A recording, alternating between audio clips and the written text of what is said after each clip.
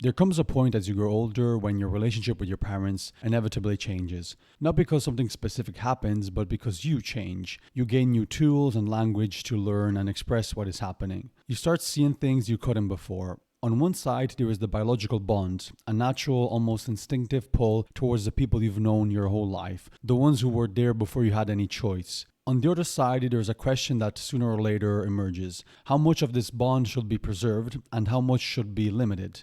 And a maybe more uncomfortable question is to ask yourself if it is always desirable to keep these relationships intact. As time passes, you start seeing your parent age, they become more fragile and tired. Part of you wants to forgive their mistakes, to be gentler, to spend more time with them, because you're painfully aware that time is finite. At the same time, you notice something that's hard to admit. It seems like you are the only one trying to change and make things work, while they continue with their habits. At least that's how it feels. As if the responsibility of holding everything together has quietly shifted onto you. That's where guilt comes in, because they raised you and made sacrifice for it. Yet, there's a truth that's difficult to accept and even harder to repeat to yourself, and that is that you didn't ask to be born. Raising a child was their choice, a responsibility they took on willingly, not yours. But this is a rational thought. It belongs to the prefrontal cortex, and it clashes with the emotional response, the gut reaction to not be a burden, not cause trouble, suppress what you think, adapt. And maybe this is the part you resent the most about your family.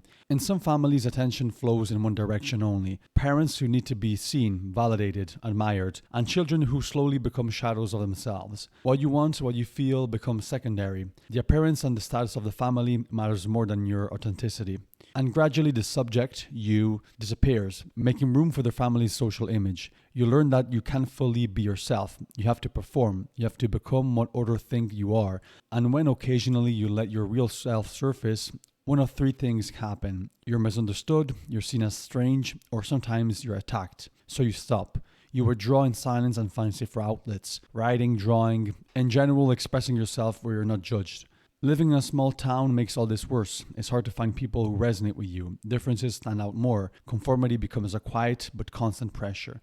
At some point, you start thinking that maybe the only solution is distance. Physical distance before emotional distance. Giving yourself space to exist on your own terms. And yet, there is still that stubborn, almost childish desire that your family should be the ones to accept you, that you shouldn't have to build a new one. You shouldn't have to become your own parent. Because that's often what happens. You grow up too early to compensate for the emotional immaturity, or better, unawareness of the people around you.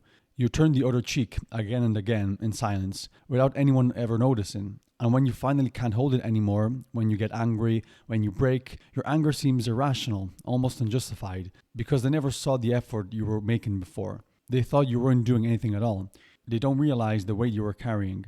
They may say you're intelligent, you're capable, but they don't truly see it. They don't fully trust it, and maybe they never could, because their own limitations, their own sense of failure, distort the way they judge others. If they feel like failures, then their child must be one too.